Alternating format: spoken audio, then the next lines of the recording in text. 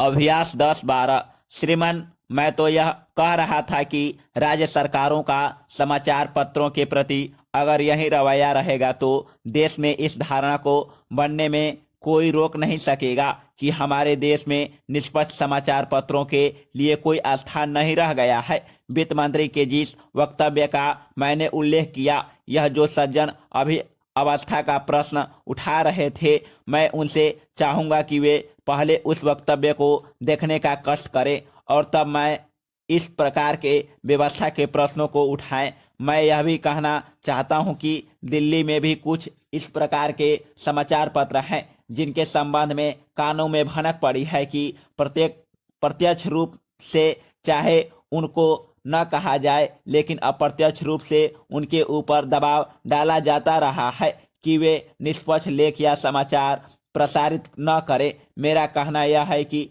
स्वतंत्र भारत में, विशेषकर जिस देश के अंदर प्रजातंत्र हो, उसमें अगर इस प्रकार से दबाव डाला जाता रहा तो ये समाचार पत्र भांटों के गीत बनकर रह जाएंगे। फिर ये जनता की भावनाओं का प्रतिनिधित्व करने वाले पत्र नहीं रहेंगे। मैं एक और बात का भी विशेष रूप से उल्लेख करना चाहूँगा और चाहूँगा कि श्री गुजराल जब अपना उत्तर दें तो इस बात को बताएं कि सरकार की क्यों यह प्रवृत्ति चल पड़ी है कि जब प्रधानमंत्री विदेश जाएं या राष्ट्रपति बाहर जाएं तो समाचार पत्रों के संवाददाताओं से सीधे संपर्क स्थापित किए जाएं। जो भी समाचार एजेंसी हैं या पत्र हैं, उसको कहना चाहिए कि आप अपने यहाँ से किसी प्रतिनिधि को भेजें। मुझे जानकारी मिली है कि इस बार जब प्रधानमंत्री ईरान यात्रा पर गई तो एक समाचार पत्र के प्रधान संपादक ने केवल इसलिए अपने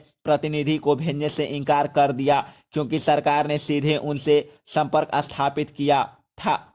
यह प्रवृत्ति भी इस बात की परिचायक है कि हमारे देश में निष्पक्ष समाचार पत्रों की क्या स्थिति बनती जा रही है।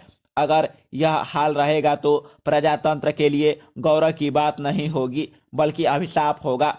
इस तरह एक बात जो मैं यहाँ कहना चाहता हूँ वह यह है कि समाचार पत्रों को, अखबारों को जो न्यूज प्रिंट मिलता है उसकी स्थिति यह है कि लगभग 82% न्यूज प्रिंट विदेशों से आयात होता है। अभी पीछे जो आंकड़े दिए गए हैं उनके अनुसार गत वर्ष हमारे देश में न्यूज प्रिंट की जितनी कमी थी वह 78,000 टन थी, लेकिन इसी अनुपात से इस वर्ष के लिए जो आंकड़े दिए गए हैं उनमें 1,33,000 टन की कमी का अनुमान लगाया गया है। जो मैं विशेष रूप से बात कहना चाहता हूं वह यह है कि जो बाहर से न्यूज प्रिंट का आयात होता है राज्य व्यापार निगम द्वारा होता है। राज्य व्यापार निगम को जब पिछले वर्ष इस बात का आभास हो गया था कि न्यूज प्रिंट की यह स्थिति होने वाली है तो राज्य व्यापार निगम ने आयात क्यों नहीं किया। श्रीमान, मुझे एक बात यह कहने की भी आज्ञा दी जाए। मैं भारत की राजधानी की बात कहना चाहता हूँ, बम्बई, कलकत्ता और मद्रास की बात नहीं कहता हूँ। ऐसे समाचार पत्र भी दिल्ली राजधानी में हैं जो सरकार के कृपा पात्र हैं और सरकार की कृपा का वे दुरुपयोग कर रहे हैं। मैं चाहूँगा मंत्री महोदय बाजार में जाकर अपने स्रोतों को इस बात की जानकारी ले जितना न्यूज प्रिंट उनको मिलता है उसका पूरा उपयोग ये नहीं कर रहे हैं। वे अपनी संख्या ज़्यादा प्रदर्शित करते हैं और न्यूज प्रिंट ब्लैक में बेचते हैं और ब्लैक से दूसरे समाचार पत्र उसी न्यूज प्रिंट को खरीदते हैं। जब सरकार की नाक के नीचे दिल्ली में इस प्रकार की घटनाएं घट रही है तो दूसरे बड़े नगरों में इस प्रकार की घटनाएं नहीं घट रही होगी। इसके लिए क्या गारंटी दी जा सकती है। मैं इसके लिए यह चाहता हूं कि सूचना और प्रसारण मंत्री इस बात को अवश्य बताएं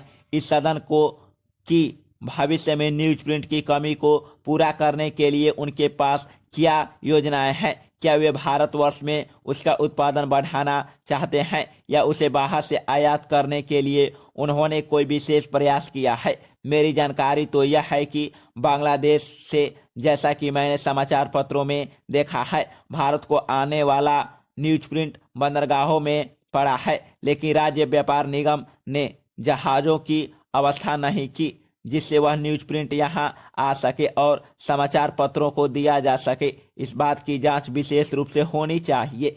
एक बात मैं आकाशवाणी की स्वतंत्र अभिव्यक्ति के संबंध में कहना चाहता हूं। आकाशवाणी सरकार की एजेंसी नहीं, देश का प्रतिनिधित्व करने वाला संगठन है। लेकिन कुछ दिनों में से आकाशवाणी जिस तरह की स्थिति बनती जा रही है, उससे लगता है कि स्वतंत्र विचारों की अभिव्यक्ति कि यह माध्यम भी अब धीरे धीरे सरकार के विचारों की अभिव्यक्ति का माध्यम बनता जा रहा है। परिणाम क्या है? मैं चाहूंगा कि गुजराल साहब इस बात को बताएं कि वह वास्तविकता है या नहीं। सरकार पहले तो अपने विभागीय अधिकारियों को रिपोर्ट लेने के लिए या पता लगाने के लिए भेजती है या उनको सर्वे कराती है, और जब उसमें कुछ वास्तविकता होती है और किसी ढंग से वह प्रसारित हो जाती है तो उन अधिकारियों को दंडित किया जाता है। मेरी अपनी जानकारी में यह है। गुजरात के संबंध में जहां की खाद्य स्थिति की जानकारी लेने के लिए सरकार ने अपने एक अधिकारी को नियुक्त किया। वह अधिकारी वहां की खाद्य स्थिति की जानकारी लेने के बाद यहां आए और सामयिकी में उनका कार्यक्रम प्रसारित हुआ। स्पॉटलाइट में भी वह प्रसारण इस देश के खाद्य मंत्री को बुरा लगा कि रेडियो से इस प्रकार वहां की खाद्य स्थिति के बारे में क्यों प्रसारण कर दिया गया। मेरी जानकारी में कैबिनेट की पॉलिटिकल समिति में भी वह बात गई और वह अधिकारी आकाशवाणी में नहीं रह सका और उसे हटा दिया गया।